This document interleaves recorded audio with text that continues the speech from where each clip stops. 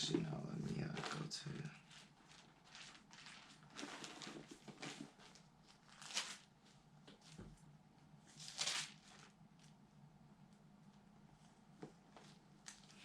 This is Amos 9 and 8, and I'm going to end it with this one.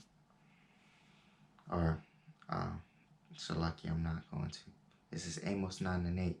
It says, behold, the eyes of the Lord, Yahawah, Bahashim Yahawashi, are upon the sinful kingdom, and will destroy it from off the face of the earth, saving that I will not utterly destroy the house of Jacob, saith the Lord, because the elect are going to be saved from that destruction.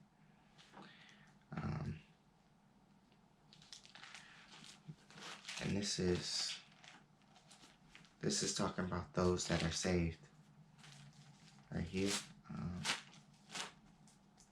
This is Romans 8 and 1. It says, there is therefore now no condemnation to them which are in Hamashiach Yahawashi, who walk not after the flesh, but after the Spirit. So that's what we're supposed to do. We're supposed to cut off this flesh. This flesh is wicked. That's the nature of this flesh. It's wicked, right? That seed that was given to Adam, right? And that seed has grown over time. This flesh is wicked. It goes after wicked things. That's why we have to deal with the spirit and not with the flesh. We have to mortify this flesh. We have to kill off this flesh. Not to kill us literally, but to kill it off as starving it out, you know, starving, not giving this flesh pleasure, you know.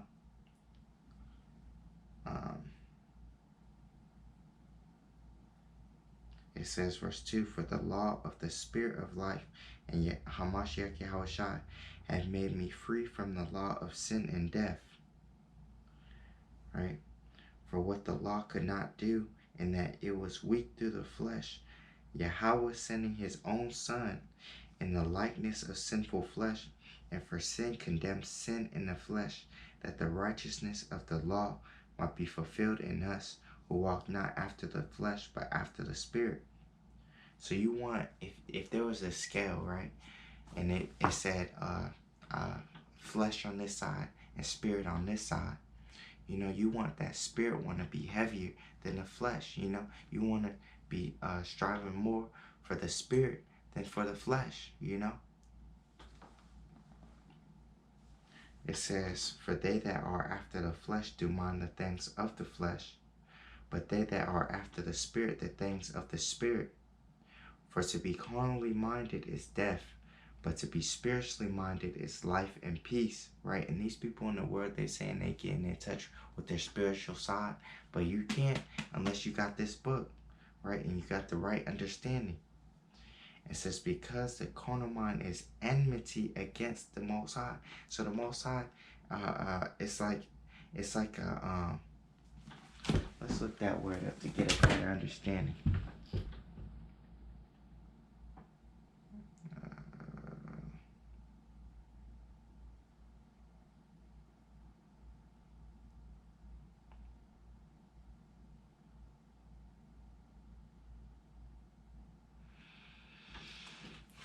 This is on Edom Online.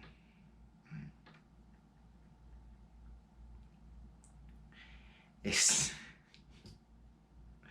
the word of Yahawah Bahashim Yahawashi. It says enmity, right? Late 14th century, hostile feeling, rivalry, malice, internal conflict. Wait, let me read that again. Romans 8 and 7. It says, because the carnal mind is enmity against the Most High. It's a rivalry against the Most High. Enmity means rivalry, right? So what? It's like it's like tugging against the Most High. Wow. For it is not subject to the law of the Most High, neither indeed can be.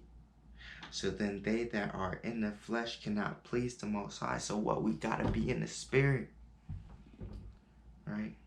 We have to be in the spirit. We cannot deal with this flesh. When you hear about pleasing the flesh, it should make you angry, right? That's the right mindset. And I'm talking to myself too. You know, we got to be angry when we hear, when we think about pleasure, pleasing this flesh. You know, right? We should only give this flesh bare necessity. You know, just to survive. You know, starving this flesh out. Right now, look, the spirit is going into other things.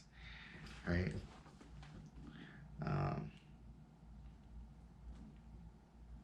It says, verse 9, but ye are not in the flesh, but in the spirit, if so be that the spirit of the Most High dwell in you.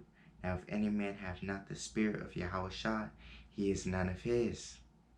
And if Yahawashi be in you, the body is dead because of sin, but the spirit is life because of righteousness.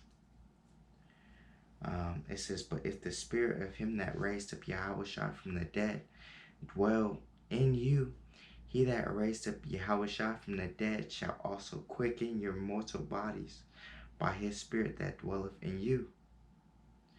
It says, therefore, brethren, we are debtors not to the flesh, to live after the flesh. For if so, what that's our mission, right? To like it says in Ecclesiastes, right? It's to fear God and keep his commandments, right? But it says right here, it says, therefore, brethren, we are debtors, not to the flesh, to live after the flesh. So what? We're not supposed to be pleasing this flesh. For if ye live after the flesh, ye shall die. That's a warning. For if ye live after the flesh, ye shall die. Do you want to die? It says, but if ye through the Spirit do mortify the deeds of the body, ye shall live. Mortify. Mortify. Let's get that word. Just get a better understanding. Right?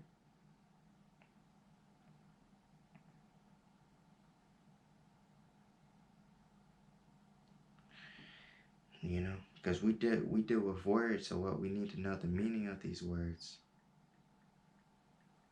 Even though you might have a basic idea, but looking these things up, it opens that understanding, you know. Right? It says mortify, late 14th century. Mortifien, to kill, destroy the life of. Wow.